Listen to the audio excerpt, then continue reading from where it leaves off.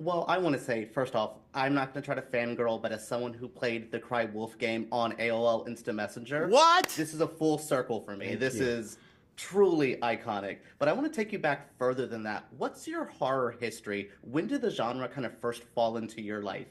I've talked about this in a lot of interviews already because it was such a seminal moment in my life. I saw Poltergeist when I was like 6 years old, 7 years old, and it was one of those movies that came out when as a society we were having this conversation in the U.S. about the PG-13 rating and sort of the necessity of it because it was not scary enough to be an R, but not really soft enough to be a PG film. And that movie messed me up. Poltergeist changed me as a person. I was a kind of a sweet, normal kid, and then I started having these brutal nightmares that would wake me up in the middle of the night. I would have like night terrors, and I can say they are directly attributed to Poltergeist. I love hearing different generations. Like for some people, it's The Ring if they're a bit younger, and then for 80s kids, it's always Poltergeist. Like Yeah. it's hilarious that that really put an impression on such a generation. Well, because it was sold as this like Steven Spielberg produced movie about a family with like all the fun little scenes of Carol Ann and sliding across the floor. Her brother, I can't remember who slid across the floor, but it was really intense and terrifying.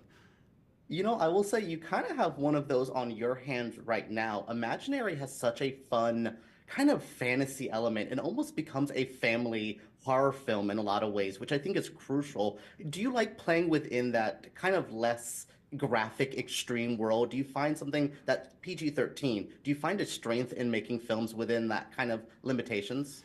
I wouldn't call it a limitation. To me, it's just about what is organic to the story. If you're making a slasher movie, and I've done this, it's very challenging to make a PG-13 slasher movie. But when you're making this horrific fantasy, this dark,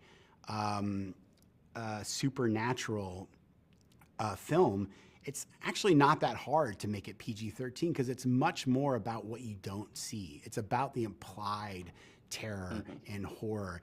And I think actually Imaginary is way scarier than any movie I've ever made before, even though it's easily a PG-13 film. It's just about what are the images on screen. No, absolutely. I mean the ghost Chauncey that we see throughout the house, not a fan. Creeped me the heck out. Yeah. So good there. I mean, Piper, I was talking to her earlier. She was like, nothing scared me, and I was like, oh my goodness, what a bold child that is. She is a bold child. I agree. No, and I want to say another part of this film I really loved is I'm a step parent. I have a 6-year-old stepson, and this movie avoids the evil step parent trope that a lot of, especially horror movies, can fall into. Was that a conscious effort when you were crafting the story to kind of give, the Jessica character and the girls such a strong kind of foundation there? I would say it was definitely a choice that I wanted to make. I'm from two families. My parents got divorced, and so then both my parents remarried. So I was raised by blended families, and there's a lot of love there. And I consider both my stepfather on my mom's side and my stepmother on my dad's side my parents, and I love them as much as my biological parents. So, yeah, I think on some level I wanted to present a positive depiction of a blended family, but also it was just about character conflict and story structure and wanting to end in a place where people felt like our characters had grown and changed in a positive way. Yeah, I have a 6-year-old stepson, so there was so much there that I was just like, "Ooh, you got this way too well." But I also think it speaks to your love of strong women in horror. I think you said it goes back to your mother and your aunt and your family has a dominant field industry that she's worked in. Is why do you think women are such a good conduit for these stories in horror? What is it about putting them front and center? I mean, Poltergeist, it's been here for decades even, Yeah. these kind of characters. I think horror films really work when you have a strong female lead because, for better or for worse, in our society, I think women are allowed to be more in touch with their emotions. And I think horror is an emotion based genre, more so than, say, action movies, right? I think horror really is about the emotions. Like, what are you feeling? What is the catharsis that's happening as this character goes through this ordeal? And when you have a strong female lead, they can both be active and advance the narrative, but their emotional life can be really present and right there on the surface. And it allows the audience, whether they are men or women, to really engage emotionally with the story. What a wonderful answer. I think I'm glad it wasn't the women are great victims. You know what I mean? You said it in such an elegant way, and you really did I love DeWanda's character here. I think I just fell in love with her strengths, the weaknesses, all those moments. It really did come together. This movie is so much a drama, just as much as it is a fantasy horror film. Do you like blending those different types of elements, the child-friendly, like the drama? Is it fun to kind of make horror a more fulfilling genre?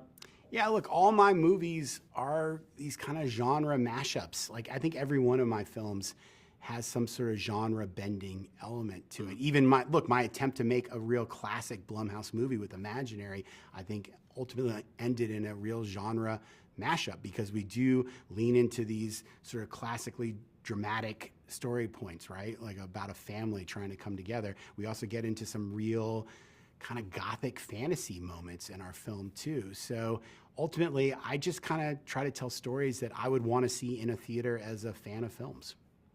Yeah, I love the fantasy, the old school. We have Cuco at our house. We're a Spanish household. Oh, nice. So I'm telling you, I cannot wait to show my stepson and be like, see? Yep. See? He's real. Cuco's real.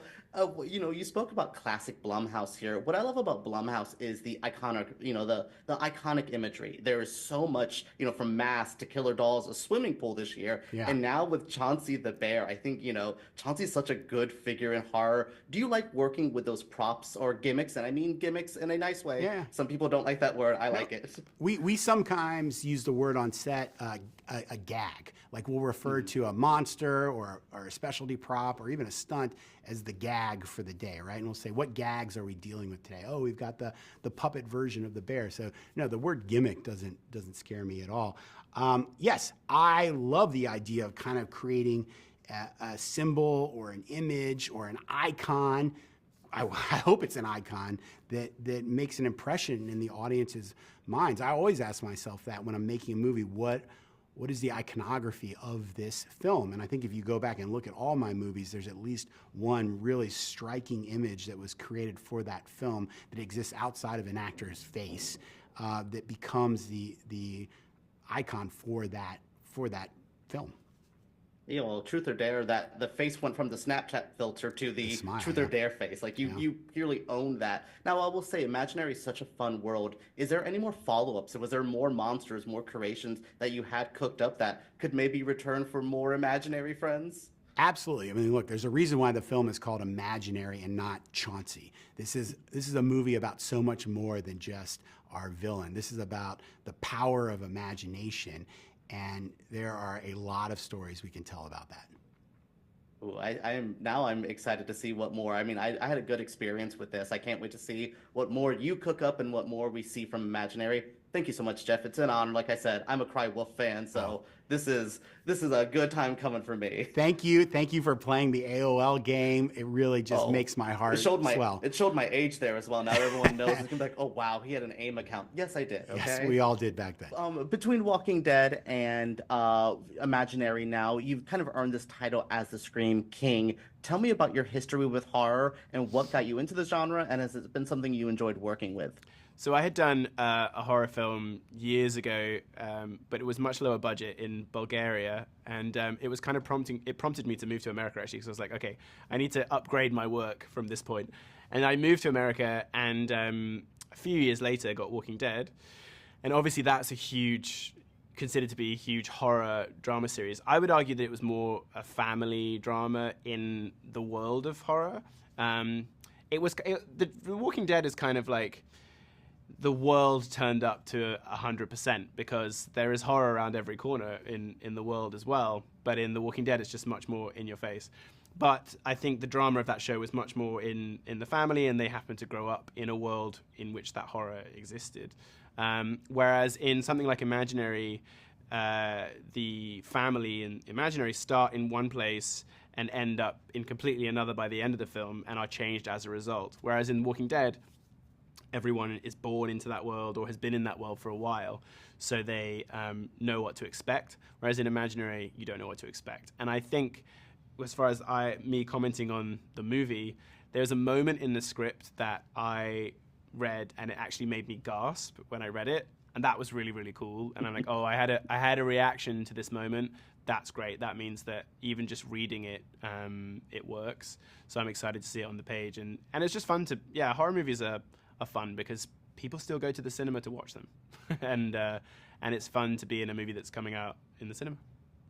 Yeah, my in-laws and my parents are both Walking Dead like super fans. So first off, you've earned me credits for like ever. I'm good to get in trouble for a little bit. But with Imaginary, I love the family atmosphere. I think you described it. This to me feels like gateway horror. Mm-hmm. My 6-year-old is so interested in the trailer for this movie. So I just love that it could work for so many people. And what I love is your character Max. I think it's a role that packs a big punch with not a lot of material. I mean, you're here, but I really think you make a most out of a supporting role. Can you talk to me about creating this character with Jeff, and what was that like, crafting this kind of very impactful role? I mean, I asked Jeff at the beginning, like, what really, from a functional point of view, like, what is Max's function in this movie? And because, he has a very obvious function in that he brings the two young girls into the movie to be involved in the movie with DeWanda's character, but he's really the most stable character in the movie, and when he leaves is when everything gets really crazy. And I think he's the stable figure, in all of their lives, and the girls, like he had to leave his ex-wife with them to keep the stability in their lives and look after them, and I think DeWanda's character sees that in him as well, and she benefits from having him in her life to give her some stability. And so it was really that. And so when you're watching the film, it's when Max leaves that the stability leaves the film, basically. And the audience is then without that character as well, and without any kind of safety net. And hopefully that means that they want him back. Well, you were like the support blanket for me in the movie. Once you left, I was like, oh no, Max exactly. is gone. Everything's going crazy. Yeah. And I mean, I love that you spoke about DeWanda, who I think your chemistry together in this movie, I'm like, oh, I want to see these two together in so many more movies. Can you speak about building that chemistry with her? Was this something, again, that was in the text, or was it just something that you guys kind of felt that connection? Because you guys, the whole family felt like a family. Yeah, I mean, a lot of that is just casting from the beginning. So casting do an amazing job of putting together all of the actors in the movie. But honestly, DeWanda is a very collaborative and pleasant person to be around, which makes the job so easy. And she was very supportive of everyone's job, like the actors and the crew and Jeff and everyone. And when you're in her position on set, you are, the leader of the film. And when you make everyone else feel comfortable, it does make everything really easy. So I was just very happy, first of all, to be there working on the movie, but secondly, to be there working with DeWanda, because I knew that the movie was going to turn out great because she was a great leader. And so then that just comes across. You could probably see me in shots of the movie looking at her being like, oh, I'm so happy that you're the lead of this movie, which is basically what's coming across. There a lot of times your true emotions about the other actors, do tend to filter through. Sometimes you have to hide them. But in this instance, it was all very honest and truly comes from a place of, I feel comfortable and safe with you, and she felt comfortable and safe with me, and we knew that we were going to make something good. So it was a very happy set to be on, and I'm really happy that DeWanda was there to lead it. Absolutely. So I want to really ask you real quick. I think people in horror films, we really focus on the emotional, the getting into the characters, the feeling of this. I really, really enjoy the technical side, though. Can you speak about bringing that technical side out? What's it like, working with the special effects, working with all that? Is that a hindrance as you're acting, or do you kind of thrive in the chaos? I mean, it makes it way easier. I've been very fortunate in my life to not do too much green screen and CGI work. And obviously Walking Dead, it was all very practical. All of the walkers on that show are fully made up to look like zombies. And then on this production as well, there's minimal CGI, and a lot of the horror stuff that happens is practical effects, which just makes it so much easier for the actors. So then you're not having to create something in your mind which can't help but take away slightly from your performance, because you're using your mind to create something and then react to that something. So when you have all of the practical stuff in front of you, it just makes everything so much more real and easy to imagine. And so it adds to it 100%. And that was one of the most attractive things about doing this film, was that it was going to be that, because I grew up in the 80s and 90s watching a lot of practical effects. And there's a difference. There's a big difference. You can tell when it's really there in front of the actors and when it's not. Like a Guillermo del Toro film, like he does so many practical effects and makes the monsters, and they just feel different, and I would say better. No, I 100% feel that. I mean, I think Pyper was speaking to like picking up Chauncey in there, and it was like she felt weight and it had life to it. Exactly. So I love that adds to that element as well. Real quick, how was working with Taegen and Pyper? I got to interview Pyper yesterday, and she told me that the movie was not scary filming it, and I was just like, oh my goodness, was she like that on set as well? She's great. I can't wait to talk to her about what this experience was like for her, answering the same questions. I would be really interested to see like how she deals with this side of things. She's fantastic. She's very professional and cool, and not too like stage actor, like not too annoying, basically. she's a really great kid, and Taegen as well. This is the first time I played a dad on screen, and they gave me a teenage daughter and a teenager, and but they're both wonderful actors, and just you can learn a lot from watching younger actors as well, and how, because obviously Pyper is still in that stage where she has a really vivid imagination, which is really cool to watch. I mean, I like to say, I've definitely kept a lot of my imagination from when I was a kid, but when you're truly in it, like she still is, it's really cool to watch. And Taegen still is, not so far away from that, and just snapping in and out of circumstance in the movie is just very cool to watch. And I think a lot of actors could learn from that to just not think about it too much and just do it. I'm really excited for both of them, because I think they both deserve any success that's coming their way, because they're both very talented, but also great people, and that's more important, I think. I want to start off with you, Pyper. First off, congratulations for doing so good in this movie. Thank I you. want to ask you, it's been my dream to work on a scary movie. What was it like working on it? Was it creepy on set ever? Okay, so in the movie, it may seem scary and dark and mysterious, but it really wasn't. We didn't have the creepy music. It wasn't actually as dark as you think it is. And you knew the guys in the monster costumes. You were braver than me. It wasn't really scary. No, that's really cool to hear that they made it seem like such a great set for you and made it like chill. Yeah. Taegen, I want to go to you about that. You kind of play a great big sister in this movie. Were you a big sister to Pyper on set? I honestly, she didn't need help, it seems like. I mean, I feel like I was. What do you think? Do you think I was a good big sister? Yeah, I don't have a sister of my own, so... It was fun getting to tap into that sister relationship and explore that. And, I thought it was super fun. And I am a big sister to my younger brother, but getting to explore the sister bond was fun. Oh, that's awesome. And I really love your work throughout the film. You do the great scary scenes, but you also have some dramatic stuff. But my secret favorite spot was your shady moments, especially with DeWanda's Jessica. Can you speak about adding some humor to this movie and adding that kind of personality? Did you work with DeWanda to get you guys as like real good back and forth?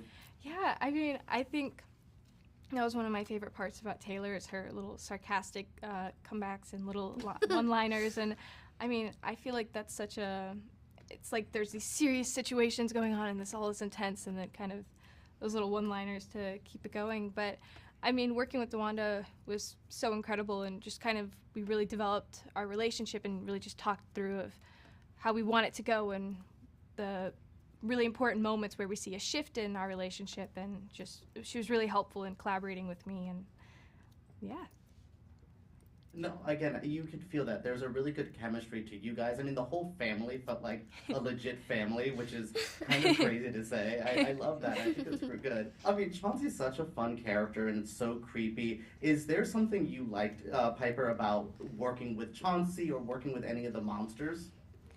The monsters and everything was fun, but I think working with Chauncey was the best because he actually was like a real bear. He was really heavy, and to get to know the tiny little details the company that made him put into it was so interesting. And he is actually supposed to be kind of old, so his fur is kind of matted, and his little vest was probably the best part about him. And his little gold bow.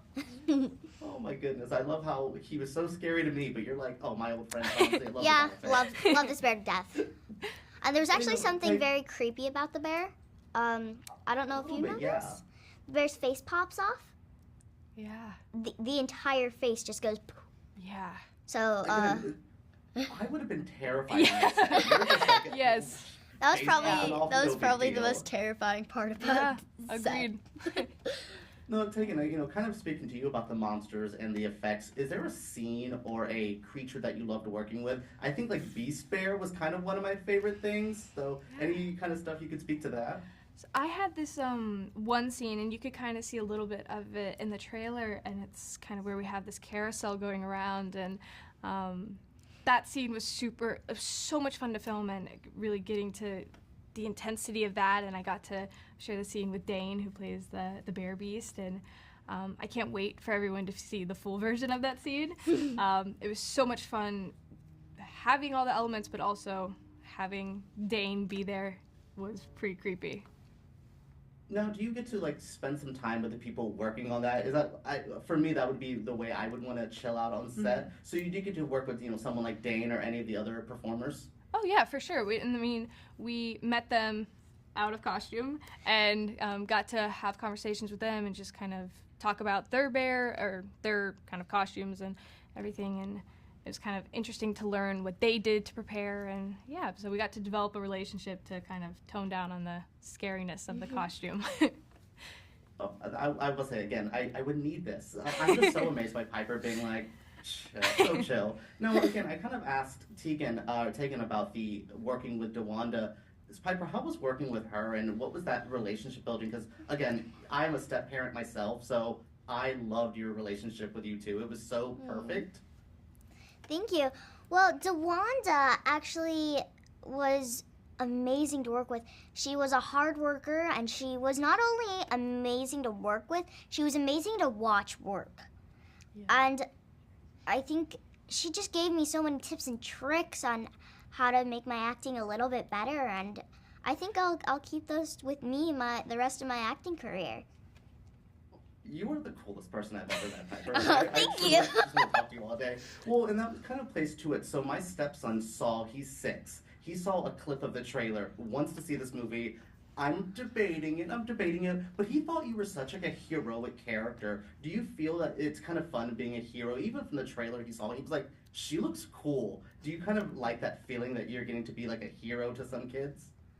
Yeah, that sounds really fun and exciting that my character can be a hero and not just the little kid who gets taken by the creepy bear in the background.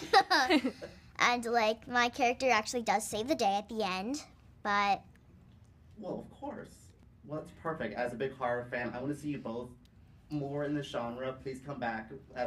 We love you guys in the community so far. It's been great. Aww. And I want to say thank you guys so much for speaking with me today, okay? Yes, thank you. Thank you so much for taking the time out of your day to speak with us.